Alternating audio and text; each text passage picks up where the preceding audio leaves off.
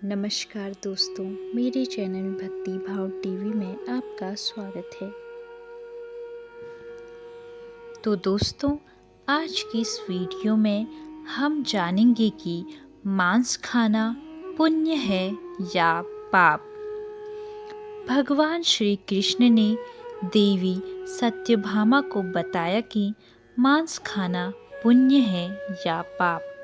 जैसा कि आप सभी जानते हैं कि इस चराचर जगत में ईश्वर ने अनेक प्रकार की योनियों को बनाया है और उन्हीं योनियों में जीव जंतु भी शामिल हैं और अनेक प्रकार के कीड़े मकोड़े भी हैं, जिनमें से कुछ बड़े जीव हैं और कुछ छोटे जीव, और इनमें से कुछ ऐसे जीव भी हैं जिनको कुछ दुष्ट मनुष्य मारकर खाते हैं।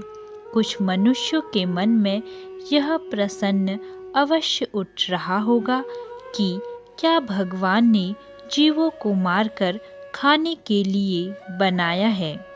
क्या मांस खाना पुण्य है या पाप? आज की इस वीडियो में मैं आपको बताने वाली हूँ कि जीवों को मारकर खाने से पाप लगता है या नहीं। जैसे पशु पक्षी, भेड़ बकरी, गाय भैंस, मुर्गा आदि समस्त प्राणियों का मांस खाने से मनुष्य को अपने जीवन के अंतिम दिनों में कौन से पाप भोगने पड़ते हैं और ऐसा करने वालों को यमलोक में यमराज के द्वारा कौन सी सजा मिलती है। इस कलयुग में ऐसे लाखों लोग मिलेंगे जो मांस खाते हैं और मांस खाने को सही मानते हैं और कहते हैं कि यदि हम इन जीवों को नहीं खाएंगे तो इनकी संख्या बढ़ जाएगी और यह संख्या में मनुष्यों से ज़्यादा हो जाएंगे। इसीलिए भगवान ने इन जीवों को हमें खाने के लिए ही बनाया है। इनको मारकर खाने से हमें कोई पाप नहीं लगता है। और कुछ लोग ऐसे भी हैं जो जीवों को मारकर खाने को पाप मानते हैं और उनका कहना है कि मांस खाने से पाप लगता है और मांस खाने वालों की पूजा आराधना ईश्वर स्वीकार नहीं करते हैं। उन्हें कुंभी पाप नरक में कठोर से कठोर सजा मिलती है। आज मैं आपको एक बहुत ही सुंदर कथा के माध्यम से बताने वाली हूँ मांस खाने वाले मनुष्यों के लिए कितना सही है और कितना गलत, और भगवान ने मांस खाने वालों के बारे में क्या बताया है और उन्हें नरक लोक में कौन सी सजा मिलती है। तो चलिए जानते हैं। इस कथा के माध्यम से एक बार की बात है, भगवान श्री कृष्ण द्वारिका नगरी में अपने राज सिंहासन पर विराजमान थे। तभी उनके पास देवी सत्यभामा व्याकुल मन से आती हैं और भगवान श्री कृष्ण से कहती हैं, हे प्रभु, आज जब मैं द्वारिका नगरी में अपनी सखियों के साथ भ्रमण कर रही थी तो मैंने देखा कि कुछ दुष्ट मनुष्य छोटे छोटे असहाय जीवों को मारकर उन्हें अपना भोजन बना रहे हैं। हे प्रभु, यह देखकर मेरे मन में एक प्रश्न उठ रहा है और मैं चाहती हूँ कि आप मेरे प्रश्न का उत्तर दें। तब भगवान श्री कृष्ण ने कहा, हे देवी सत्यभामा, तुम्हारे मन में कौन सा प्रश्न उठ रहा है, मुझे निसंकोच होकर बताओ।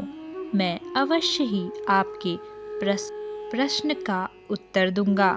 देवी सत्यभामा ने कहा, हे प्रभु, क्या छोटे छोटे इन निर्दोष जीवों को मारकर खाना मनुष्य के लिए पाप है या पुण्य? तब भगवान श्री कृष्ण ने मुस्कुराते हुए कहा, हे देवी सत्यभामा, मैं आपके इस प्रश्न का उत्तर एक पौराणिक कथा के माध्यम से देना चाहता हूँ। इस कथा को सुनकर तुम्हें पता चल जाएगा कि मांस खाना पाप है या पुण्य।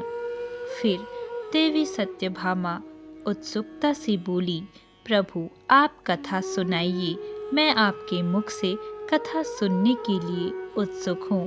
भगवान श्री कृष्ण ने कहा, हे देवी सत्यभामा, प्राचीन काल में चंदनपुर नाम का एक गांव था।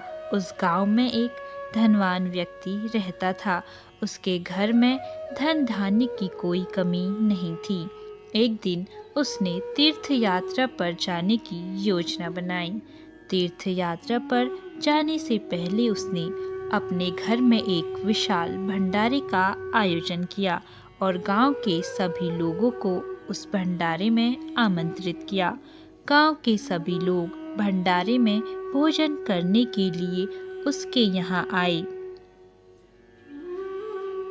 उस धनवान व्यक्ति ने भंडारे में 2 तरह का भोजन बनाया था, एक शाकाहारी भोजन और दूसरा मांसाहारी भोजन। मांसाहारी भोजन में उसने बकरा, मुर्गी, मछली आदि बनवाया था और सभी गांव वालों को बकरा, मुर्गा और मछली का मांस परोसा गया और गांव वालों ने बहुत स्वाद से खाया।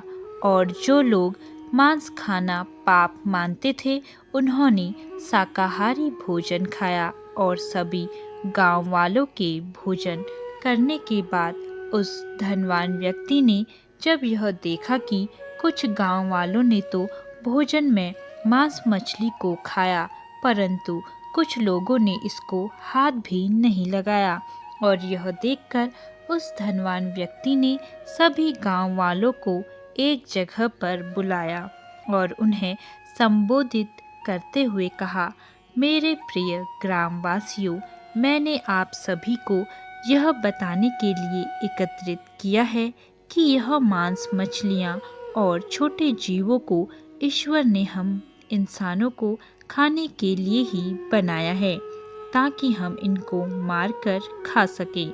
और ईश्वर ने अन्य भोजन के साथ साथ मनुष्यों को खाने के लिए मछलियाँ और कई तरह के छोटे छोटे जीवों को जन्म दिया है। उस धनवान व्यक्ति की बात सुनकर सभा में बैठे हुए एक नौजवान ने कहा, श्रीमान जी, आप गलत कह रहे हैं।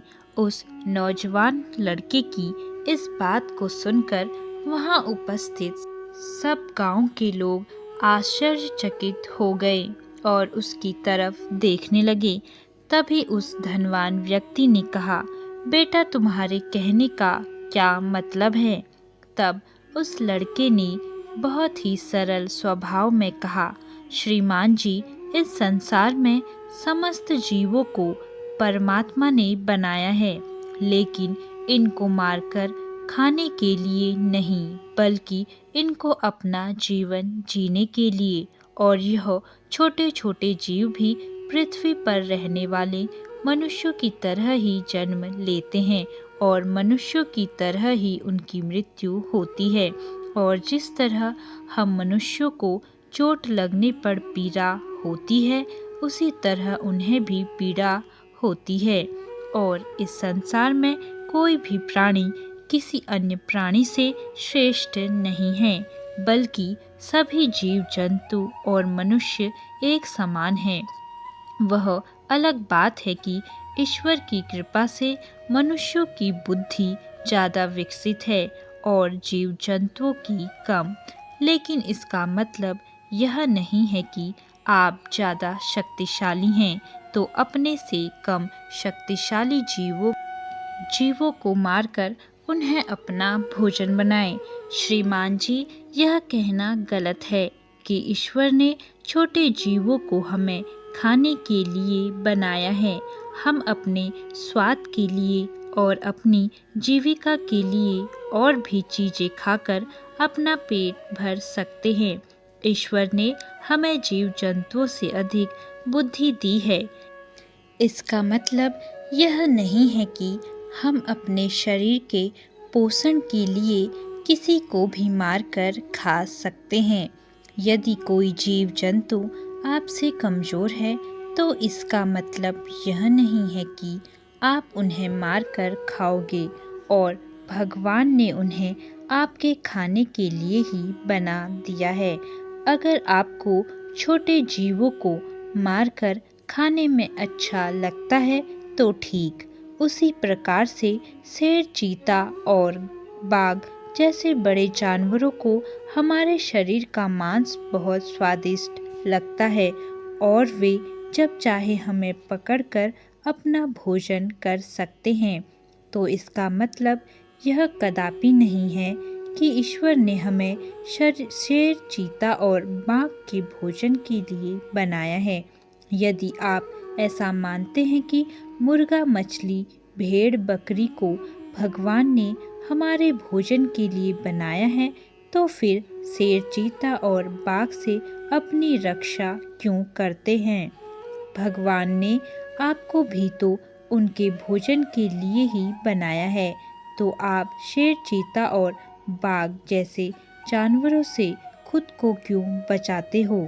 आगे वह लड़का उस धनवान व्यक्ति से कहता है, श्रीमान जी, जिस प्रकार आपको अपना शरीर प्यारा है, आपको अपनी जान प्यारी है, उसी तरह सभी प्राणियों को अपनी जान प्यारी है और अपना शरीर प्यारा है, चाहे वह छोटा जीव हो या बड़ा। मनुष्य अपने आप को सभी जीवों से श्रेष्ठ समझता है, परंतु वास्तव में यह मनुष्य कभी कभी मूर्खता वाले काम करता है। यह दुष्ट मनुष्य अपने से छोटे जीवों को मारकर खाते हैं।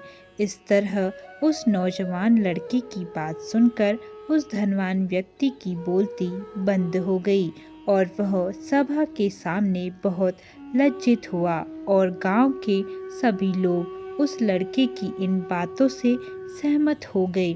फिर भगवान श्री कृष्ण ने देवी सत्यभामा से कहा, हे देवी, मैं तुम्हें भगवान शिव जी का एक और उपदेश सुनाता हूँ। इस उपदेश को स्वयं भगवान शिव जी ने देवी पार्वती को सुनाया था। हे देवी, इस उपदेश को सुनने के बाद आपको पता चल जाएगा कि मांस खाना पाप है या पुण्य। तब देवी सत्यभामा ने कहा, सुनाइए प्रभु। भगवान शिव जी ने देवी पार्वती को कौन सा उपदेश सुनाया था?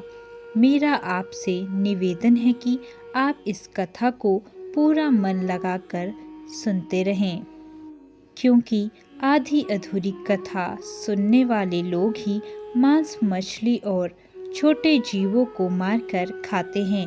जो कथा को पूरी तरह से सुनता है, वह जीवन में ऐसा पाप कभी नहीं करता, और उसके घर में माता लक्ष्मी जी का वास होता है। कथा सुनते हुए भगवान श्री कृष्ण कहते हैं, हे देवी सत्यभामा, एक बार की बात है, एक सन्यासी महात्मा जंगल में तपस्या कर रहे थे। तभी उनके पास एक छोटा सा खरगोश तेजी से भागता हुआ आया और उनके पीछे छुप गया। वह खरगोश बहुत भयभीत था। उस भयभीत खरगोश को देखकर सन्यासी महात्मा की तपस्या भंग हो गई, और उन्होंने गुस्से में आकर उस खरगोश से पूछा, हे खरगोश, तुम इतने डरे हुए क्यों हो? तुम्हें क्या परेशानी है और किसके डर से तुम मेरे पीछे छुपे हुए हो? वह सन्यासी महात्मा उस खरगोश से यह पूछ ही रहे थे, तभी वहां पर एक शिकारी आ पहुंचा, जिसके हाथ में धनुष और बाण था। वह शिकारी सन्यासी महात्मा से कहने लगा, हे सन्यासी, इस खरगोश को मुझे दे दो। मैंने इस खरगोश को अपना शिकार बनाने के लिए इसका पीछा काफी दूर से किया है, इसीलिए इस खरगोश पर मेरा अधिकार है और यह मेरा शिकार है। मैं इसे मारकर अपना भोजन बनाऊंगा। शिकारी की यह बात सुनकर सन्यासी महात्मा उस पर हंसने लगे और बोले, अरे नादान, तुझे इतना भी नहीं पता कि इस संसार में किसी भी जीव पर किसी का अधिकार नहीं होता। हर प्राणी पर केवल उसका ही अधिकार होता है। फिर शिकारी कहता है, नहीं, इस खरगोश पर मेरा अधिकार है और मैं इसका शिकार करके इसको मारकर खाऊंगा। तब सन्यासी महात्मा शिकारी से कहते हैं कि बेटा, किसी जीव को मारकर खाने का अधिकार तुम्हें किसने दिया? और इसको मारने का अधिकार तो उसको भी नहीं है जिसने इसे जन्म दिया है, और किसी भी जीव को मारना पाप है। क्या तुम इस बात को नहीं मानते हो? तब शिकारी कहता है, हे सन्यासी, किसी जीव के मांस का भोजन करना पाप नहीं है, और जीवों को मारकर मैं उन्हें इस जीवन से मुक्त करता हूँ। फिर ऐसा करना पाप कैसे हो सकता है? यह तो उनके लिए सौभाग्य की बात है। और वैसे भी यदि मैं नहीं खाऊंगा तो कोई न कोई तो इसे मारकर जरूर खाएगा। और अगर जीवों को मारना पाप है तो राजा महाराजा इनका शिकार क्यों करते हैं? क्या उन्हें इन्हें मारते समय पाप नहीं लगता?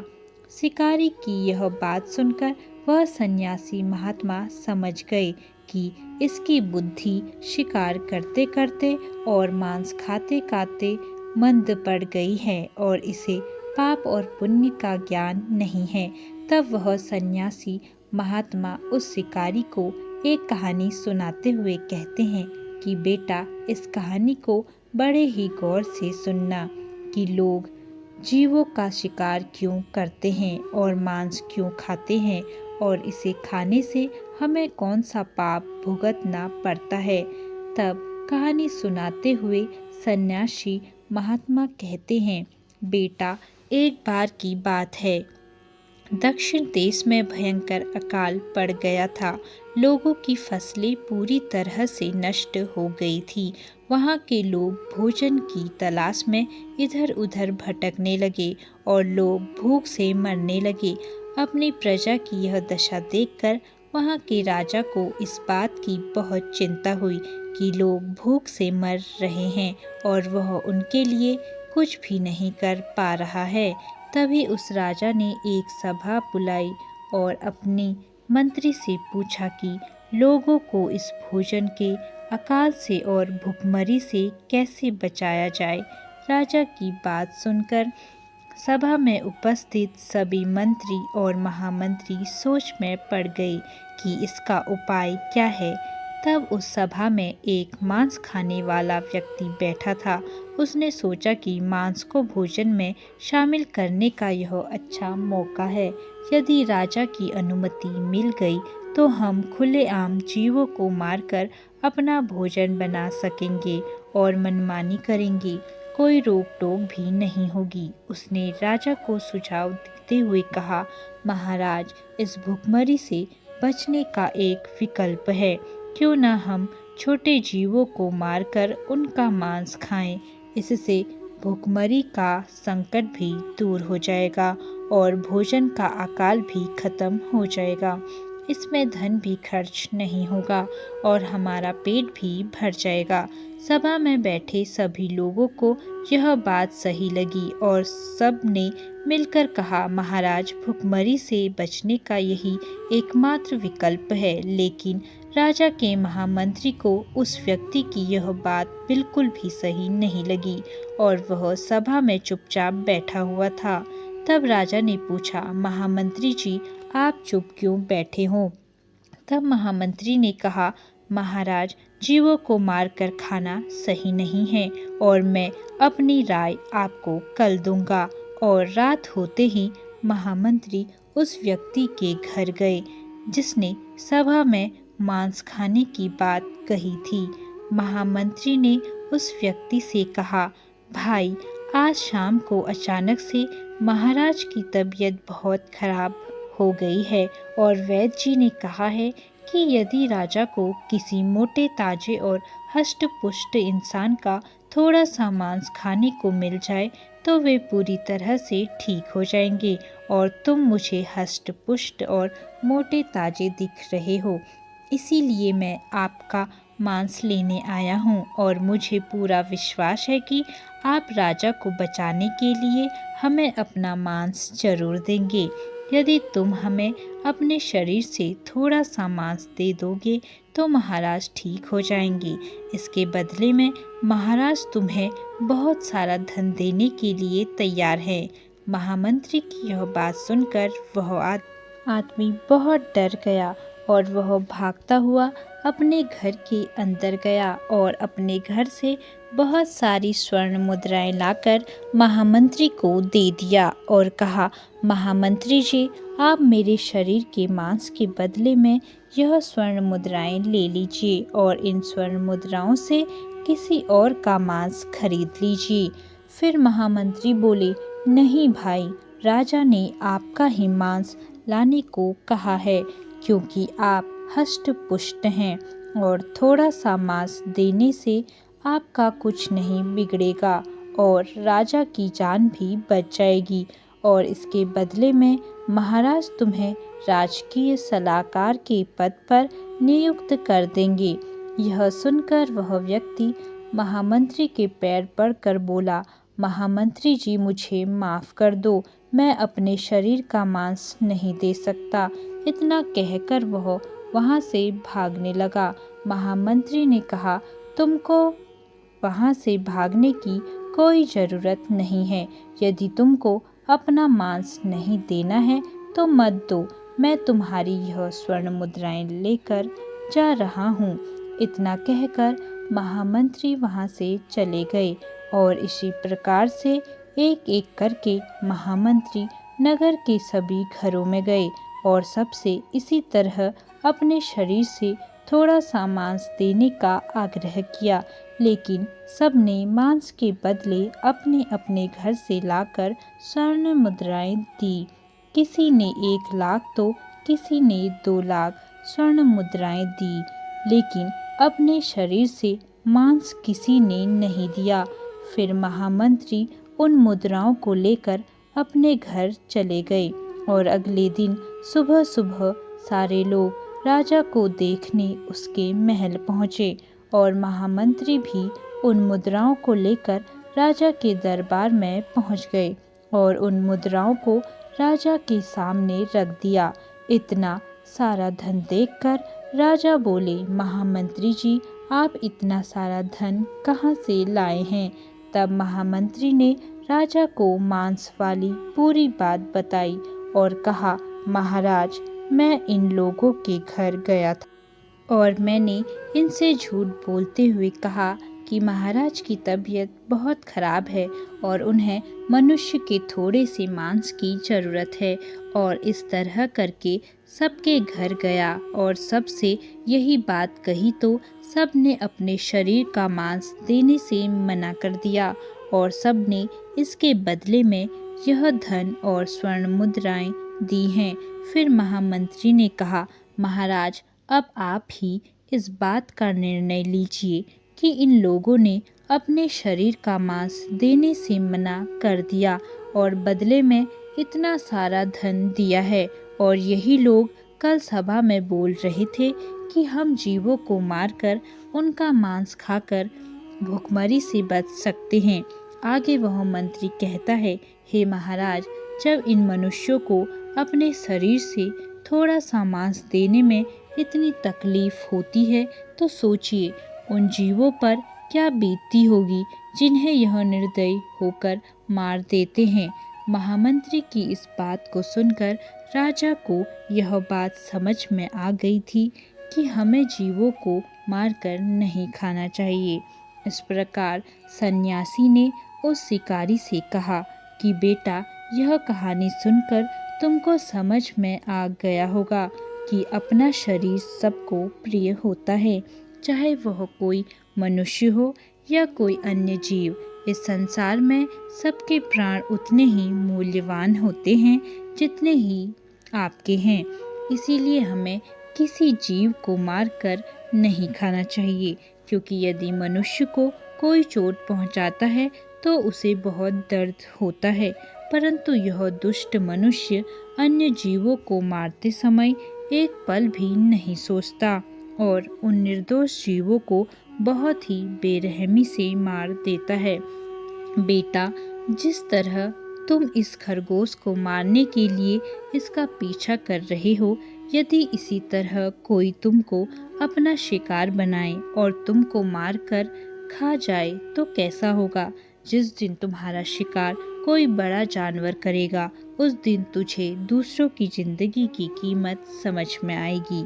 सन्यासी महात्मा की यह बात सुनकर उस शिकारी की आंखों में आंसू आ गए और बोला, हे महात्मा, मुझे माफ़ कर दो। आज मैं आपको वचन देता हूँ कि आज से मैं कभी जीवों को नहीं मारूंगा और मैं मांस खाना छोड़ दूंगा। इस प्रकार से भगवान श्री कृष्ण ने देवी सत्यभामा को मनुष्य के जीवन की कड़वी सच्चाई बताई। तो दोस्तों, कैसी लगी आपको यह वीडियो? कमेंट करके ज़रूर बताएं और ऐसी ही बहुत सारी कहानियों, कथाओं और जानकारियों को सुनने के लिए मेरे चैनल को सब्सक्राइब करें। धन्यवाद।